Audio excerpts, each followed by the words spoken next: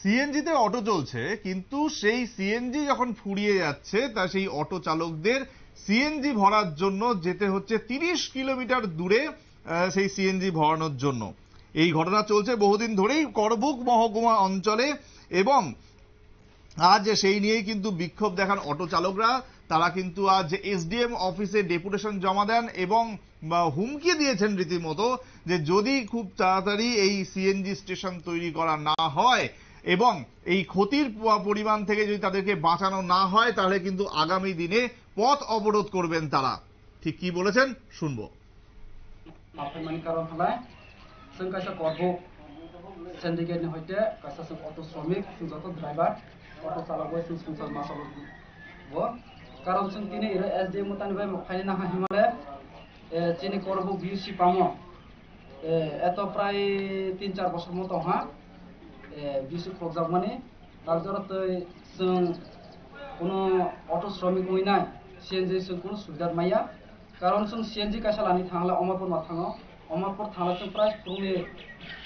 फुं बासामिनाय 4टा সময়नो राउन्ड हरांलाय जों प्राय 11टा-12टा সময়नो जों सारनि दिपुनि 11टा-12टा समय सफायो बेनिफ्राय जों खुब अटो श्रमिक अंगैनाय जों संसार चालकनानै प्लास इन्स्टलमेन्ट चालकनानै बागै जों खुब असुबिदा बेनि बागै जों जितिन एरोसियान जितिन दाबि खालामबायहा ला बेनिफ्राय दाबि खालामनाय जों जितिन फुड इन्सपेक्टर दुलार साबे मालाया एसडिएम साबे मालाय थांनानै एसडिएम मालायलिया जों बक्सनो आरो समय रहा इ मास कायसा आरो 8 दिन आसि दिननाय इ 8 दिन बिसो बक्सनो पजिटिभ रिप्लाइ नायनाय बक्सनो कग्रहा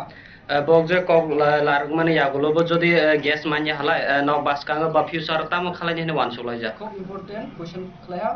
बक्सनो 8 दिन बिसिनो बक्सनो